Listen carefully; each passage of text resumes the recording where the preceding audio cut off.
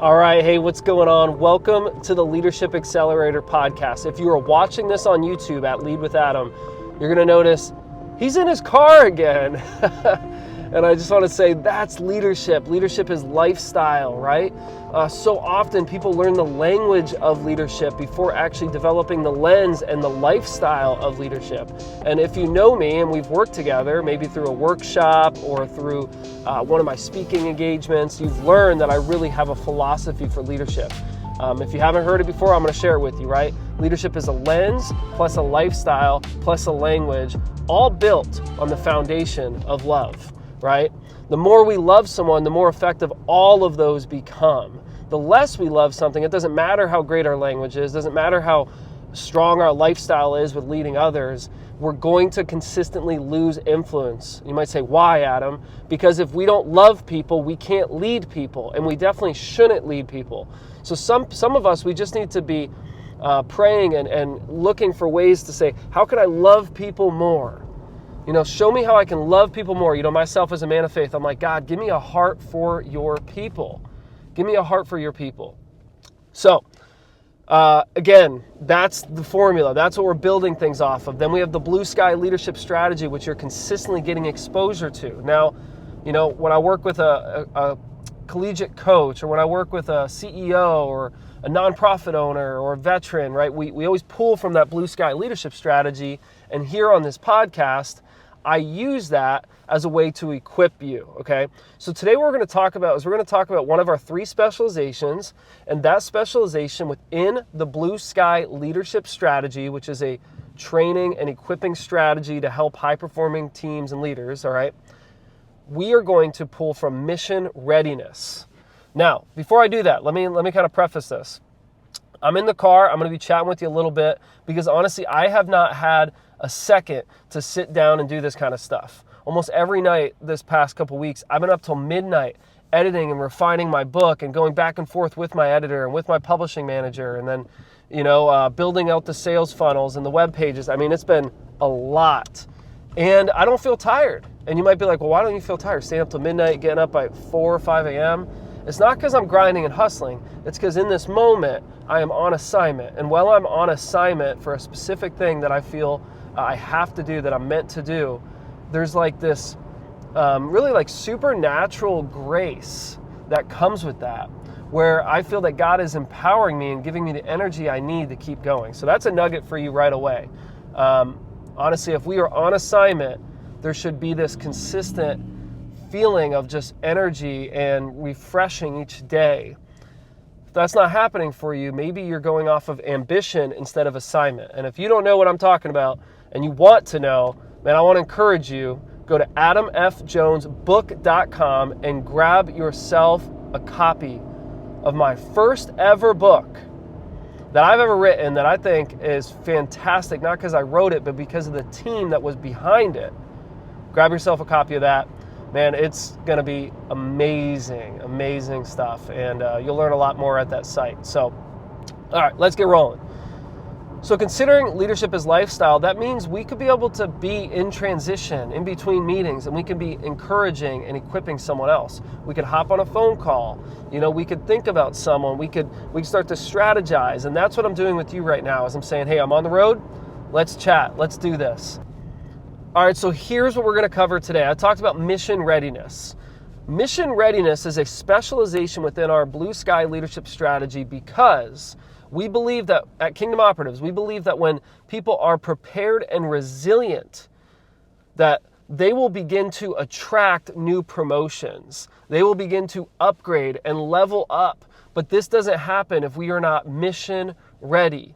Do you want to improve as a leader, but you're tired of the polished theory and ambiguous talk?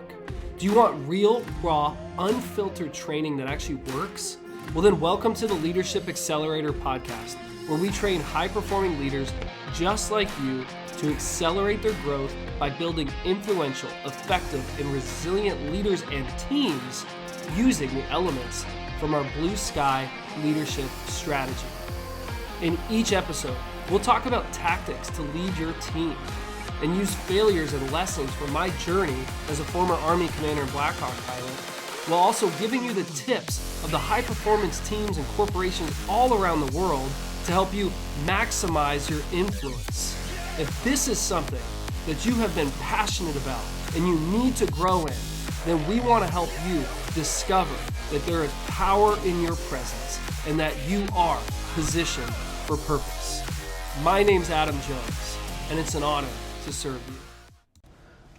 All right, so let's get rolling with Penn State. So if you don't know, Penn State is actually my alma mater. So what a blessing it was to finally come back, to be on campus, to walk those grounds again.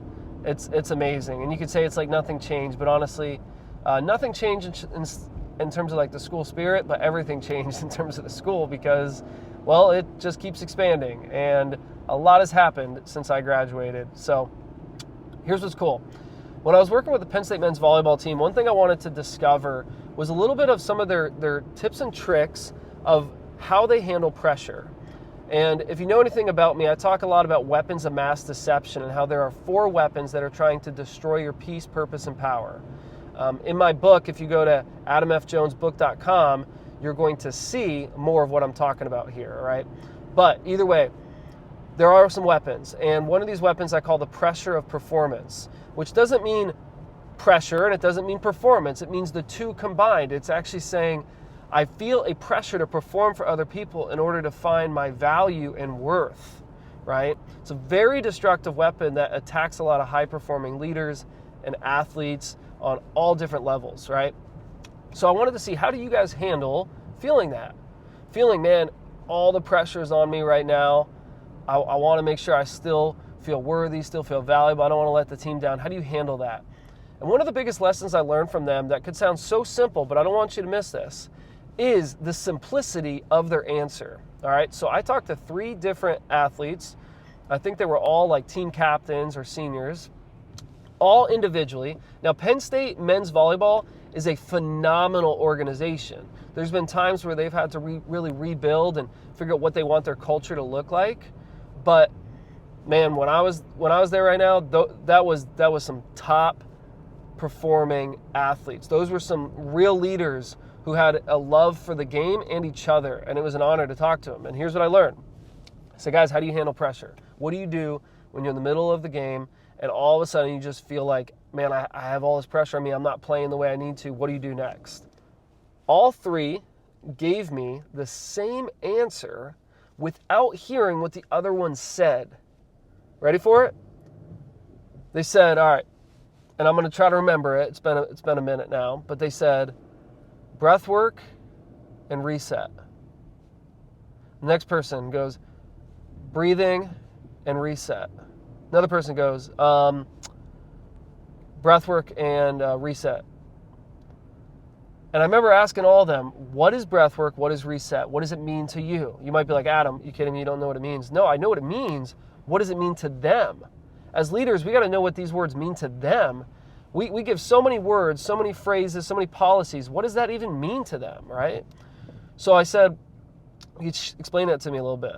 And they all gave me a similar explanation that was personalized for them. So watch this. They were like, breathing is breathing. I don't need to go deeper into that, right? Closing your eyes, taking a breath real quick, big breath in, big breath out, that whole thing. But then reset meant something different to each one of them. So they'd say, reset. I said, what does reset mean for you? And he's like, for me, the way I reset is, and then you talk about, I look up at the ceiling and I look at the lights. I take a breath, I look back down, I pick up the ball, I toss it like this, and I'm ready, I'm back in. So see, it's not that we don't feel pressure. It's how do we respond, not react to that pressure. This team is trained to respond. They're trained with the same language personalized to them. Are you catching that? I want you to think about, have you started to prepare yourself to respond to situations in your home and in the workplace? Have you discovered what a trigger could be and then how you're going to respond when that trigger happens? This is intentionality. This is what I call mission mindset, and we need it as leaders. So that's our first point. It's having standardized language with personalized meaning. right? So they know, man, breathing reset. The whole team knows breathing reset. So there's no confusion. See, I think one thing that we do often, especially with teams who are trying to become a high-performing organization, you give too many options. You know, there's an organization I was working with where they changed their values from 3 values that are easy to remember to I think like 6, with like a lot of explanation required for each one in order to understand it. That's not a good move. And here's why that's not a good move.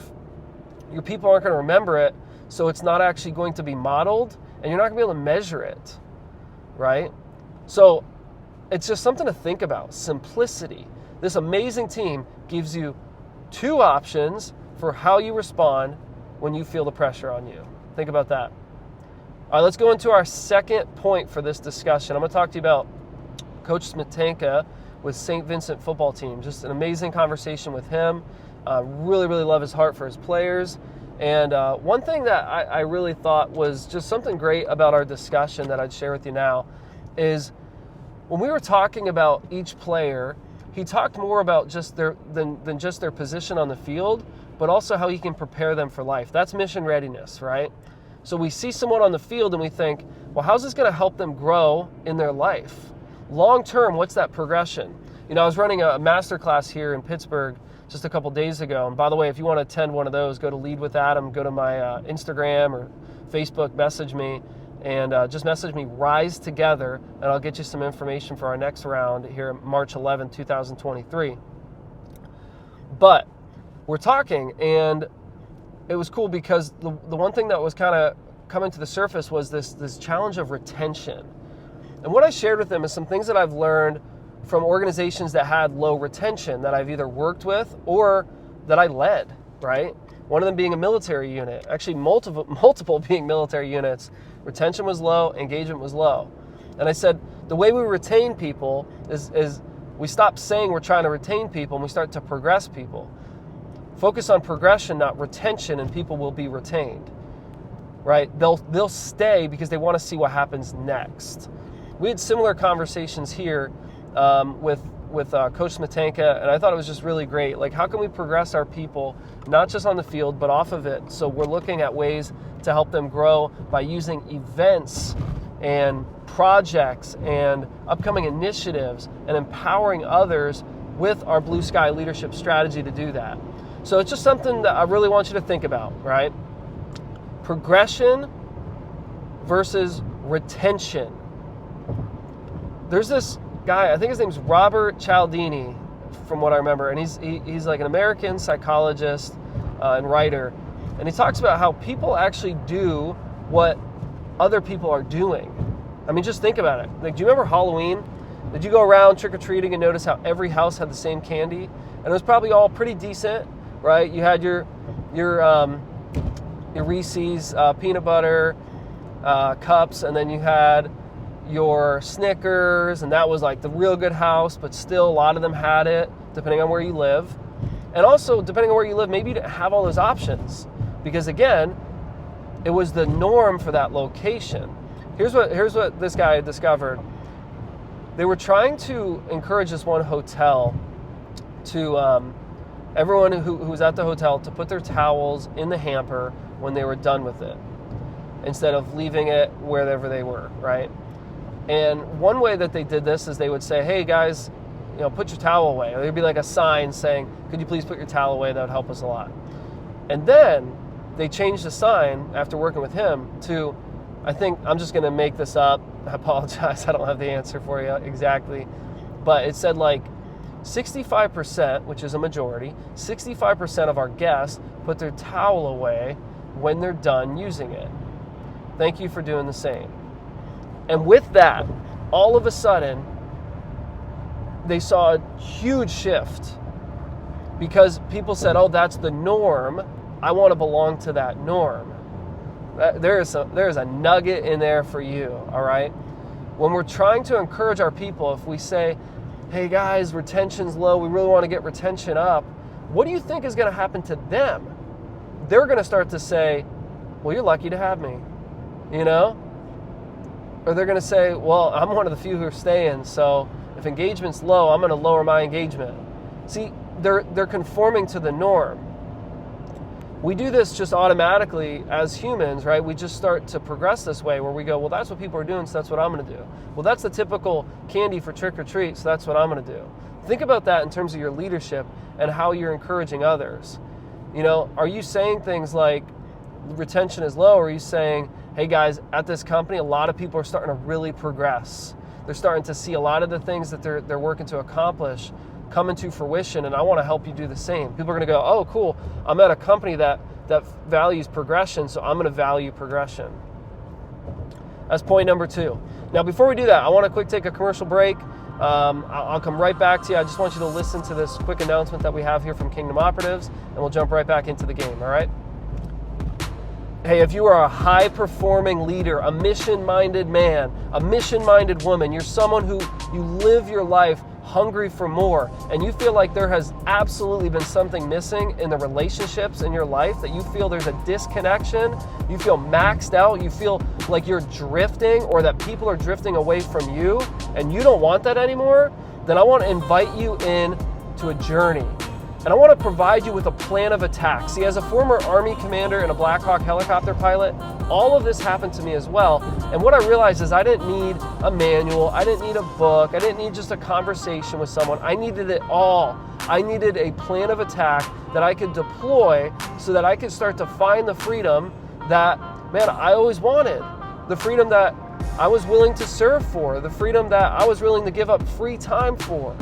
And if that's you, I want to invite you to grab a copy of our book here. Go to adamfjones.com, grab your book, Weapons of Mass Deception, How to Detect and Defeat the 4 Weapons that are Destroying Your Peace, Purpose, and Power. You want to connect to peace? Grab the book. You want to connect to power? Grab the book. You want to connect to purpose? Grab the book. Because it's not just a book. It's a plan of attack. It is a transformational message. It's not repeating the typical mantra of focus on yourself, of self-development, but instead, the secret within the book is that when we shift our focus, we find our power. So grab your copy, go to adamfjonesbook.com, and I can't wait to see all the breakthroughs that you have as you start to deploy this plan of attack in your life.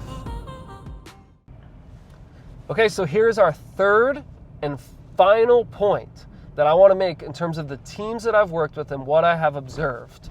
Okay, so in our transformational leadership masterclass here in Pittsburgh, I got to work with and train up, some nonprofit leaders, some athletic directors. I mean, just people of all different backgrounds that really were committed to seeing transformation not only in their own heart and in their own home, but in society. They really want to see the world begin to experience more joy and more peace and more freedom, and they want to use their teams as a way to accomplish that. I think that's amazing. It's an honor to be able to serve them. And here's something we chatted about that is just consistently in the back of my mind, and I felt like it would benefit you today as a listener. So often, when we try to get our team to complete a task, we simply tell them the task, give them an idea of maybe, this is like bonus, maybe what we're looking for, which in the military we call that the intent, all right? And a very important thing. It's the most important thing when you give someone a task is giving the intent, all right? When you give them a mission, give them the intent. We can talk about that in a future episode. And in our Blue Sky Leadership Strategy, I break that down a lot. But as we're focused on mission readiness, I want you to think about this. We say, all right, look, I want to prepare us to go to, let's say we got to go to another location. We want to get to the sea. All right. We want to get our ship on the sea, but we don't have a ship yet. So we need to build that. So we say, hey, look, here's the material. Here's the task. Here's the timeline. Here's some people who you can use that are going to help you build this ship. All right. Now go build the ship. Right. And we give all these details around that ship, around that boat. Right. And we're like, here's the manual to follow. Here's the standard operating procedures. Depending on who you are, I want you to think for a second. Is this how you've been trying to motivate and inspire others? Because that's not inspiration, all right? That's simply giving a task. I mean, this is where a lot of people struggle with delegation because they only do that. The secret to getting people to want to build the ship is to getting them to understand and appreciate and love the sea. See, as leaders, we don't talk about how to build the ship. We let our people discover that because they're better at that than you. All right? Instead, we cast vision that is so detailed, that is so inspiring and attractive, that people say, I gotta see this happen. I gotta get to the sea. Are you catching me right now? We don't give them materials and just let them go do their own thing. We make sure that they have a hunger for the sea. They build the ship because they have a hunger for the sea. You start to explain and help them visualize and see, S-E-E, what the sea could look like. All right? So you're like, man, wait until we get out into the ocean. Man, wait until you see the I almost said the animals. Wait until you see the fish. Wait until you see the whales and the dolphins. Man, it's amazing. Wait until you get your first night on the sea. There's nothing like it. There's so much peace. Man, and when the storms come, you're going to see how strong we are as a unit when we get out there. And wait till you see what the sea is going to take us to do. I mean, we're going through the sea because we're getting to this next location. And you start to create this hunger. Think of like, there's a movie, we call it Sea Monsters in my house, but it's Sea Beast on Netflix. And on Sea Beast, right, these hunters, they love to be on the sea. Like they prefer to be on the sea instead of on the land. It's like, hey, we're back on the land, let's have a party, this is great, now let's get back out there and hunt. You know what I mean? It's the hunter. I believe Eric Thomas talks about this. The gazelle, right? And he talks about how the gazelle and the lion, that's what it is. And he talks about how a lion just loves to hunt. They love the whole game, the whole sport behind hunting. See, that's the love for the sea. Don't just focus on the details for the ship. Instead, describe the sea. You got to slow down to do this. You personally have to see it in your mind. A lot of leadership is about helping people see what you see. It's about helping them visualize and experience something before it even happens. You know, hope deferred makes the heart grow sick. We live in a time where people need hope more than ever. Man, become a hope dealer. Start giving out hope. Help them love the sea, and they'll build the ship. Remember how we started this episode, okay? I talked about really my philosophy on leadership, because people always go, what is your philosophy? I'm like, well, first of all, I'm not an academic, so I'm not trying to give you just a philosophy here. I'm living it. It's more of a practitioner approach. But from what I've seen, you have a lens in the way you see the world. You have a lifestyle in the way you live. You have a language in the way you communicate, and it has to be built on the love that you have for others. That's it. That's what I help you do. That's what I'm helping you start to learn. We're focusing on the main thing because the rest will come. You're going to learn just by working with people how amazing they are, how creative they are, how you're not the best person to accomplish the task. And if you think you are, that's called savior complex. All right?